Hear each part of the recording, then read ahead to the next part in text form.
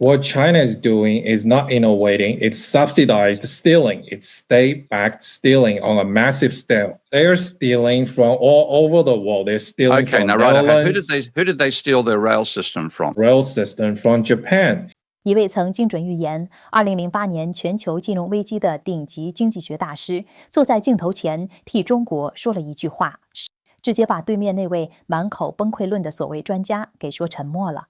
这位大师就是史蒂夫·基恩教授，而坐在他屏幕对面的是一个把西方教科书奉若神明，甚至连中国基本国情都没搞懂，却摆出一副裁判架势的知名评论员。这位评论员一开场就语带轻蔑，用一种居高临下的姿态大谈中国资本外逃、人口红利消失，甚至断言中国只会盗窃。他以为自己掌握了真理，却没察觉到基恩教授看向他的眼神里只有一种近乎窒息的平静。那不是认同，而是在看一个傲慢的偏见如何自投罗网。今天我们就来看看这场教科书级别的思想反杀，看清醒的智慧是如何让傲慢者败走麦城的。China's focused on capital formation. A huge part of their economy goes into investment rather than consumption. The rate of growth of the wages has kept up with the rate of growth of the economy, unlike the American economy. Steve Keen, the economist who warned about the 2008 crash, is back with a bold take on China. But when his views are challenged, this calm discussion turns into heated clash. Is China's system misunderstood genius? Or a ticking time bomb? The policies that the Chinese have taken out are far more effective than what's been done in Europe. You are falling into the same trap that neoclassical economists make about Western economies. I hope you put this up on YouTube. I will. I hope you put it up good. We're going to be in conflict. And I'm sick and tired of people thinking they know what they're talking about when they're not understanding the accounting. This is Dom Tweed, who's an ex-student of mine from Kingston University. So Dom discovered my work on economics when he was a school student and then came to Kingston to meet me when I got the job in Kingston, enrolled in and did an undergraduate degree at Kingston, graduated, and has now moved to China. He's visiting me in Amsterdam right now, so I thought in some senses who better to comment on this alleged debate that I had with Ken Cow here. Let's have a roll. Let's have a listen to him here. So here we go. What began as I thought was going to be a debate about China and turned into, in my opinion, was it a harangue about China, at which point I left. So let's have a listen. Mr. King, thank you for being here. You're welcome. I recently watched one of your interviews where you spoke very positively about China's economic model. I think China's rise over the past 40 years has been impressive. There's no doubt about it.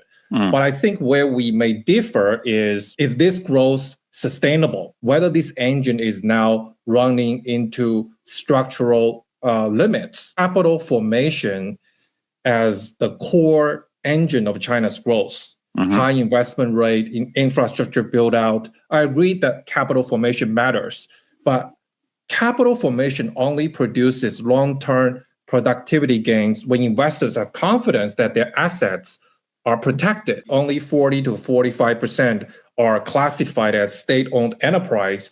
But anyone who knows the Chinese political economic situation knows that if the Chinese Communist Party wants the intelligence from a private firm, if they want the private firm to shift their direction in certain strategic sector, the CCP has the ultimate say in terms of... Yeah, okay, but that's not saying that's... Yes, that's correct, okay, but that's not saying it's 100% socially, centrally planned and centrally owned. All the major private firms are subject to sudden regulatory intervention.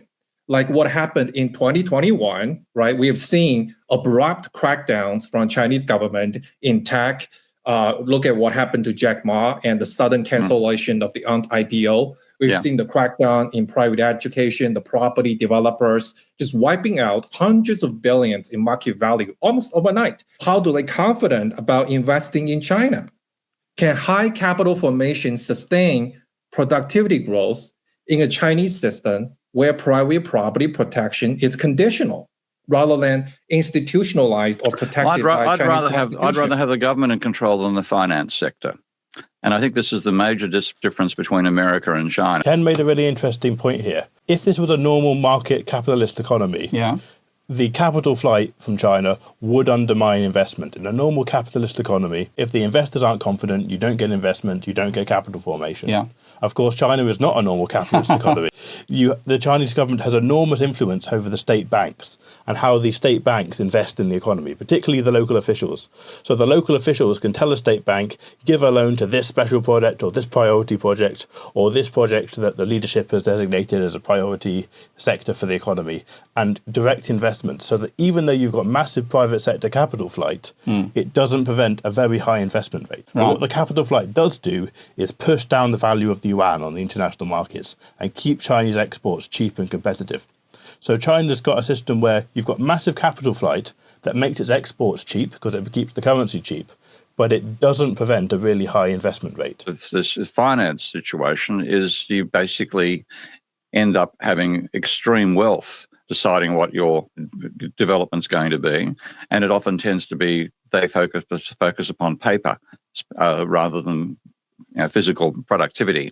It's all speculative gains, the prices of assets and stuff. That's what dominates the direction the economy goes in. It depends on how well the government is run. Okay, but it's certainly better than letting what Marx once called the roving cavaliers of credit determine the direction in which your economy goes. And Keynes also made the remark, which was very pertinent to the 1930s, that if the development of an economy is the byproduct of the activities of a casino, the job is likely to be poorly done. So there's no such thing as a market economy with no constraints. There's no such thing as a market economy without a government.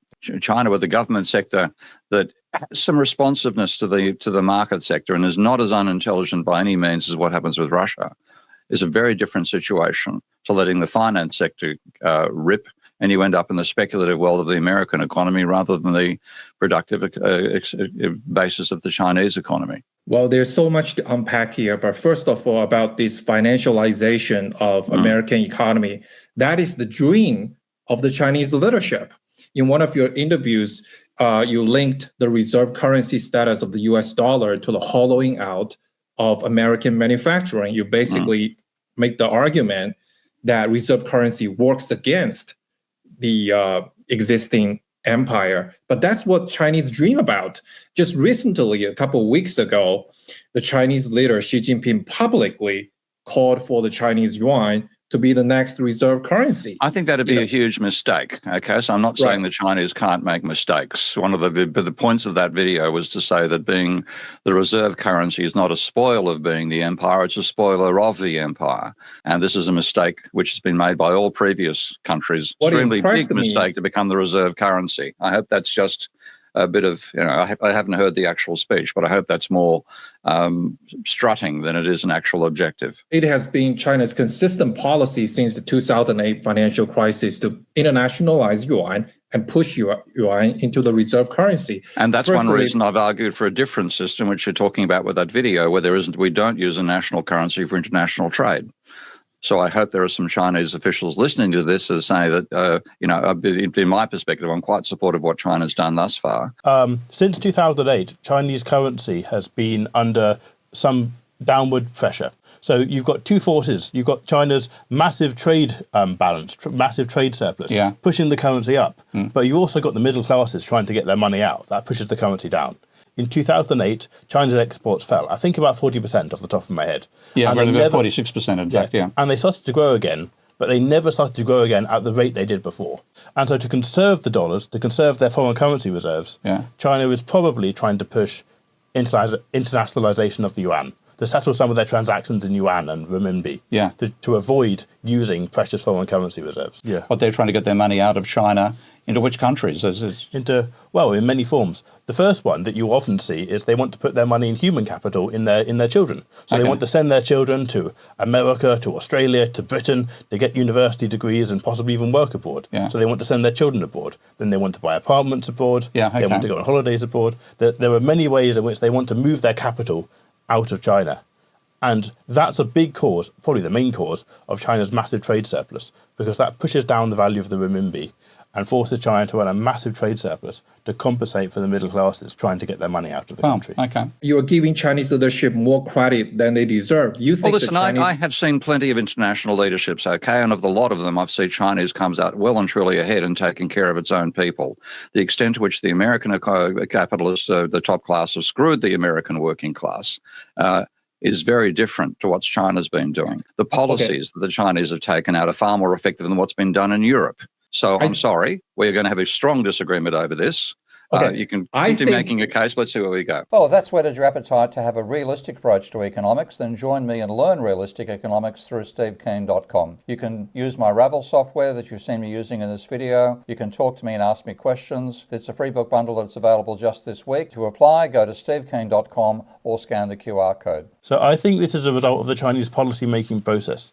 The big difference between China and the West in how we do policy is that China experiments. Take the high-speed trains. Yeah. China put out an announcement, I think around 2007, we want to improve the trains. Telling the local governments, experiment. Shanghai built the maglev, Beijing built a conventional high-speed rail line, lots of local governments upgraded their existing rail lines, and then Beijing looked at those responses and said, we want conventional high-speed rail, maglev is too expensive and difficult, we're going to go with conventional high-speed rail. So they let local governments experiment with policy before they roll out policy nationally. And so you have very entrepreneurial local governments who test out ideas, which are often disasters, frankly, and then the central government can go and shut those down, and the good ideas can be escalated to the whole country. Okay, and you've got a similar, you've seen this in the UK with the so-called high-speed rail, which is supposed to go up to Manchester initially, and how long have they been talking about building that line now? It's what, 15, 20 years? 15, 20 years. It started around a similar time when China started building its network. Yeah, and they haven't even finished even one yet. Yes, they haven't even finished the section to Birmingham yet. But of nuance, I don't completely disagree. Sorry, mate, but you started the lack of nuance. Okay, so you give me a non-nuance case, I'll give you a non-nuance argument back. But my nuance take about the Chinese government lifting the people out of poverty, giving them a good life, is that you're focusing on the pre-Xi Jinping era. You're basically talking about the Deng Xiaoping reform era, basically from 1978 to roughly 2012. During that period, China focused on economic growth. Everything revolved economic growth. They have great foreign relations. The Deng Xiaoping famous saying, like, hide your true strengths and bide your time. And so they got into WTO, their export boomed. And I admit, millions of Chinese benefited from that boom. What I have a problem with is this general characterization that Chinese government is smart. What is happening pre-Deng Xiaoping during the Mao Zedong era? That is part of the Chinese government. Listen. I mean, this is going to be an argument, not a debate, obviously. I was in China in 81, 82, and I saw the consequences, and I was a critic of it. And that is that you had a totally centralized system, which had everybody terrorized. So you could never admit what you actually felt. The same sort of story as Russia and most of Eastern Europe as well. Just because China grows so fast in the past, we predict that China will continue this trajectory indefinitely, naive about actually happening in China today. The China today is radically different from China 15 years ago. It's completely different China. I would disagree with that. Reform and opening up was obviously a brilliant policy, but it created problems that had to be dealt with later. Reform and opening up created massive heavy industry, it created pollution, environmental pollution. Someone had to come in and clean that up. Xi Jinping is cleaning that up. It created a massive housing bubble. The Chinese government deliberately kickstarted a housing bubble after 2008 to replace the employment that they'd lost because of the loss of exports. By the time Xi Jinping was coming into power, they'd built enough apartments. They got to the point where they built too many. They got to the point of saturation in the market. They needed to stop building, and so Xi Jinping essentially turned off the taps on financing for developers.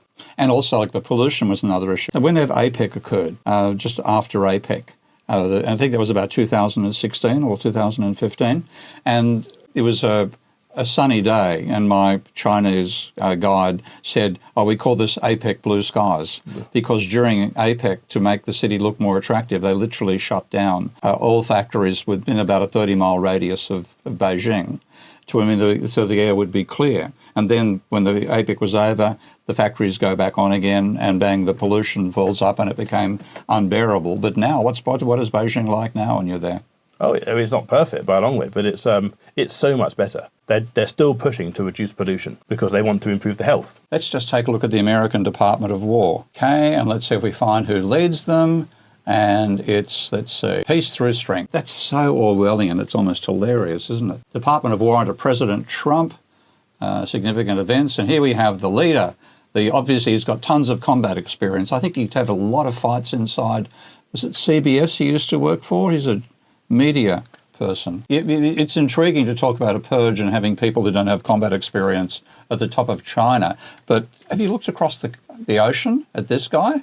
He's an American government official and former television personality, serving as the 29th United States Secretary of Defense since 2025. He's published a newspaper. He's had battles in the right-wing American politics, never commanded an army.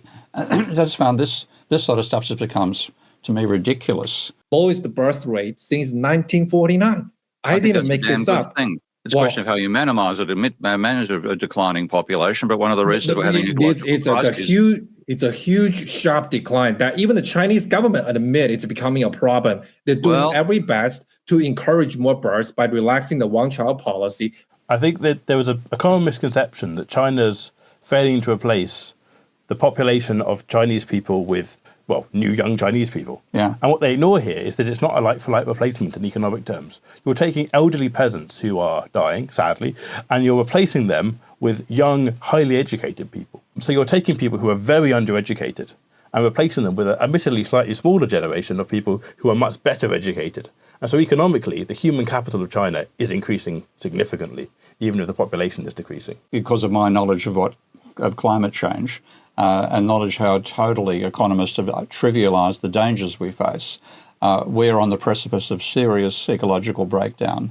And in that breakdown, I expect to see large numbers of deaths all over the planet. The reason we're having an ecological crisis has got a whole range of factors. One of them is overpopulation. I'm not entirely sold on the overpopulation I know you're not. I think we have an overpopulation of rich people. That's true. And the fact China has a massive supply chain to build new solar panels, new nuclear power stations, new wind turbines, which we don't have to the same extent, is really valuable. I think there's too many people on the planet, and that's one of the reasons we're having ecological breakdown. But that's a big argument. But my point is that it's going to create a huge fiscal pressure, and young people... Fiscal pressure, again, comes down to whether you understand the accounting system, and clearly you do not. Well, the central government is losing revenue. It's running deficits. It's the central revenue. For Christ's sake. Okay, the now central revenue. Okay, hang on a second, mate. You are falling into the same trap that neoclassical economists make about Western economies. You believe the government is borrowing money. Okay, that's what you're saying? Government's in debt? The history of all developmental states has been the history of stealing technology. The British stole technology from the Dutch and the Germans. The Americans stole technology from the British. The Japanese stole technology from the Americans. And yes, China borrows technology from everybody else, and rightly so, because that's how you develop. Yeah. And I certainly hope in the future that the rest of the developing world will steal China's technology and innovate on it. Because, frankly, the idea of intellectual property, the idea that you can have an idea and make that private property is ridiculous. You're making a claim that China's you're making a claim that China's doing no innovation. There are hundreds of documented... If China's doing no innovation, why are China's universities at the top of the research publications list these days? How do you get to the top of the research publication list while copying ideas from somewhere else? I can understand you're anti the system. No problem with that whatsoever. China is decentralized. You don't have one state authority controlling all innovation. It's the local governments doing it. It's the provinces. And each provincial official hates the other provincial officials. I saw that when I was in China. Yeah. They want to be elevated above them. They want to be the one who gets the promotion to the next rank up. So they're all in competition. So you've got entrepreneurial local government. Yeah. The local governments are all competing to have the best electric car company, the best rocket company, the best battery company. Like, for example, BYD is a Shenzhen company. And they're a really good car company, a really good electric vehicle company. But they have to compete with 100 other little electric car companies being kept alive by their local governments, even though most of them should go bankrupt, to be honest, because the local government wants to keep them alive to get their little promotion to benefit their political career. And so I believe we're using the internet for our current conversation. Is that correct? We're using internet, which was not invented in China either. I was making the point it was government invented, not private sector. Again, this is, this kid is just so obsessed with trashing China that he finds any argument at all he can use to trash China. Was it invented by the private sector or the public sector? Name one innovation Hang on a second. China. I've just asked you a question. You're pissing me off. You can tell that, okay? But I've asked you a question. My job is to get the truth out. It's not to Your job is to promote your own views and not listen to me. That's what you're bloody well doing. My job is not to please Look, okay, you. mate, I've had enough of this. You can put this up on screen if you like. I've got better things to do with my day. Bye-bye. And that was it. What do you think? Yeah, I think he's just obsessed with trashing China. Yeah, exactly. And any reason at all, including reasons that are actually in China's favour, like running a larger government deficit. Yes. Yeah. He's not interested in a nuanced discussion. He just wants to attack the Chinese government, which is not productive and not helpful. No. So anybody who wastes his time, if you want to get your biases confirmed about China failing, watch him for the entertainment value, but don't think he's giving you any deep analysis. Yes. So I must say, I see this problem in the Western media all the time. There are two narratives you see. China's taking over the world and China's going to collapse. Exactly. Those are the only two narratives you see. Yeah. You almost never see balanced, nuanced analysis, like China is ahead in these industries and behind in these industries. China is probably the biggest economy in the world, but there's quite a lot of economies, catching up with them. Or there's quite a lot of medium-sized economies around them, keeping them in check. China is never going to be the biggest global hegemon in the way America was. China was never going to have 50% of manufacturing in the way America did after World War II. China is going to be probably the largest economy among a load of other large economies, so America, Europe, India in the future. 看完这场辩论，我心里那口闷气才算彻底顺了过来。那位评论员脑子里装的其实是一套逻辑死循环，无论中国给出什么样的数据，他都能找到角度黑下去。中国资本投入多，他说你干预过度；中国赤字扩大，他说你濒临破产。可讽刺的是，同样的赤字换成美国，在他嘴里就变成了伟大的凯恩斯主义，变成了刺激经济的必要工具。这种学术双标本质上根本不是学术问题，而是意识形态的遮掩布。基恩教授在辩论中说的最透彻的一点是，让金融资本决定国家方向，无异于让赌场荷官替你规划人生。中国选择让政府而非华尔街掌控投资，这根本不是什么异端，而是人类历史上所有工业化强国的必经之路。数据不会撒谎。美国的那条负债曲线像个醉汉在走钢丝，而中国的投资曲线却在稳步构建未来。西方媒体的叙事永远只有两个极端，中国要么威胁世界，要么即将崩溃。但这两种谎言都是为了缓解他们自己的焦虑。真相是，中国不会成为下一个霸权，但中国会成为多极化世界里最稳的那座支点。这不是征服，而是在共存中崛起的历史必然。听完这番辩论，你觉得谁才是真正读懂了中国的人？评论区见。